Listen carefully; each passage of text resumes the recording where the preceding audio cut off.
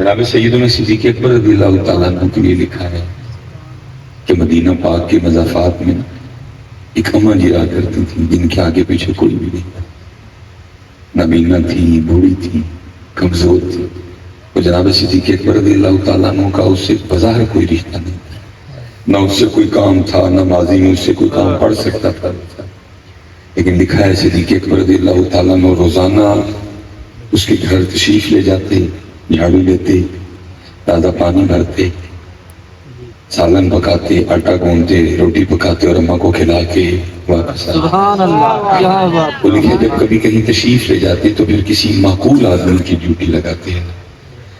حضرت عمر فاروق رضی اللہ تعالیٰ عنہ فرماتے ہیں عرصہ دراز تک میری یہ کوشش رہی کہ میں ابو بکر پہ سبقت لیا، لیکن آپ فرماتے پھر وہ الہ آئی گیا کہ مجھے بھی کہنا پڑا ہوئے عمر سبقت تو دور، کاش تو ابو بکر کے سینے کا ایک والی ہوتا ہے۔ اب کیا کرتے تھے، اے خلیفہ رسول میرا سارا کچھ ہی لے لیں، بس مجھے غار ثور کی ایک رات عطا کر دیں۔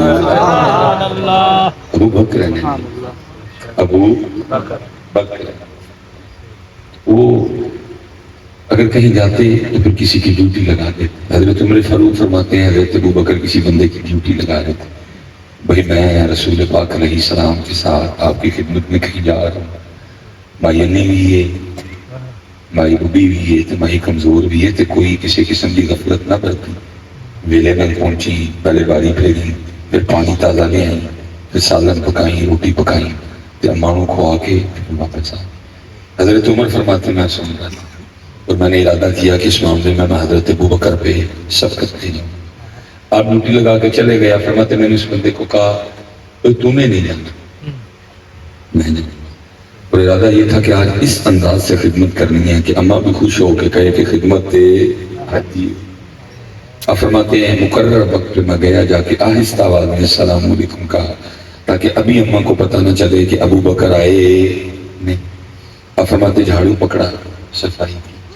میں کہتا ہوں نبی علیہ السلام نے کیا اپنے اصحاب میں رنگ بدلے تھے، اتنے تیرے ساتھ چار ساڑھے کل پیسے آ گئے تھے، ساڑھی ٹون بدل جاتے، ساڑھے رشتہ دار بدل جاتے ہیں، ساڑھے یار بدل جاتے ہیں، ساڑھی بہنی بدل جاتی ہے، ساڑھیاں بیٹھکاں بدل جاتی ہیں، صرف اس لیے کہ ہم سے کوئی پیسے نہ مانگے، ہم سے کوئی پیسے صرف اس لیے ہم بدل جاتے ہیں۔ یہ میرا اسٹیٹس ہے، بھائی کیا ہوا تیرے اسٹیٹس؟ جتنا ہی ہوا ہے، پہلے تو 1200 کا جوڑا پانا ہے، ان تو ذرا 5000 کا لائن لگا، باقی کیا بدلا ہے؟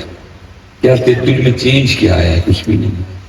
پہلے بھی تیری آنتوں میں پخانا تھا، وہ اب بھی ہے، پہلے بھی تیرے مثانے میں پیشاب تھا، وہ اب بھی ہے، پہلے بھی تو بولتا تھا تیرے منہ سے تھوک گرتی تھی، وہ اب بھی ہے، پہلے بھی تیرے پھیپڑوں میں بلغم تھی، وہ اب بھی ہے، پہلے بھی تیری رگوں میں خون گردش کرتا تھا، وہ اب بھی ہے، پہلے بھی تو مٹی کا بنا تھا، تو اب بھی مٹی کا ہی ہے، پہلے بھی تیرے پتے میں سفرا تھا، تیری تلی میں سودا تھا، ٹھیک ہے جی، اب بھی سارا کچھ ہی ہوا۔ بدلا کیا ہے؟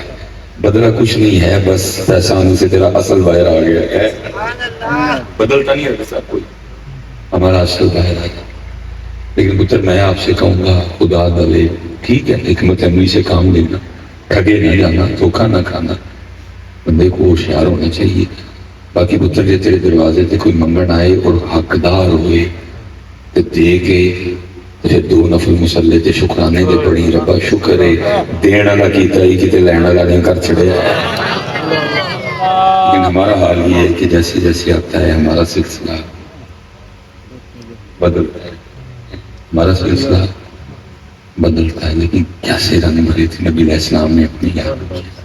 ایک ابو بکر ہے اور ایک عمر ہے، دونوں شانوں کے کوہ گراں ہیں، بڑی بڑی شانوں والے ہیں کہ کیا حضور نبی علیہ السلام نے اپنے اصحاب کی تربیت کی۔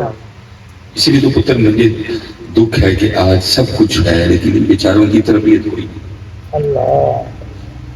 یہ تو بیچارے آئے ہیں لیکن ہم نے ان کے ساتھ کیا کرنا ہے؟ ہم نے ان کو شعر سنا کے کار دیا۔ سب ہو کیا رہا ہے؟ ساری رات کیا ہمارے اسٹیجوں پہ شعر و شاعری نہیں چلتی؟